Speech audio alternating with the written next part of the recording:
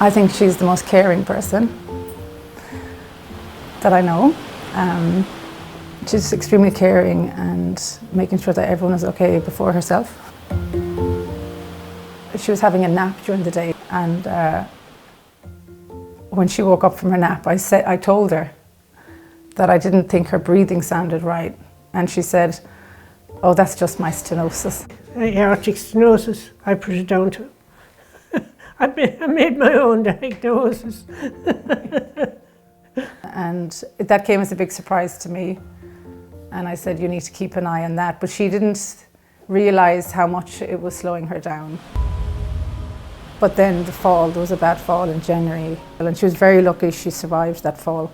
The cardiologist decided to do a cardio echo at the time to determine if the stenosis had gotten worse. It showed a severe stenosis. So at that stage then they diagnosed her like severe stenosis, needs urgent intervention.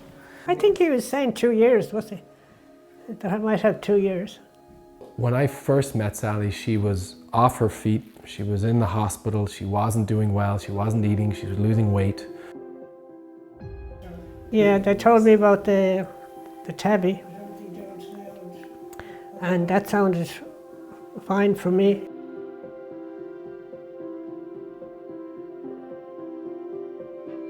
I wouldn't have liked a big heart operation. When it came to having open heart surgery, it was not something we would have liked from Mum.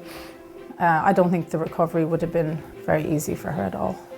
That's now the magic of TAVR. The fact that this technology started in those very elderly, frail patients who didn't have an option and has now moved down to those not so frail patients and giving them another option, one that means that they don't have to go through a bigger procedure, a longer recovery, that they can get back to work or they can get back to physical activity much more quickly. She went home, as I said, after 2 days, and after that was infinitely better. I felt more energy. I'd say more energy more than anything else. And I was happy like that. Nothing else will go wrong now, you know. So the magic has changed from what it was to what it is. And if you think about it, replacing a heart valve through a 1 centimetre incision in the leg in 30 minutes with the patient going home the following day, it's almost science fiction, right? Not quite. For me, I think it is just these family moments that we have together, even just for me, just a phone call. Being able to talk to her on the phone. I'm happy that I'm here to see them and share with them. Yeah. I think it's just the time that you have with your family is so precious.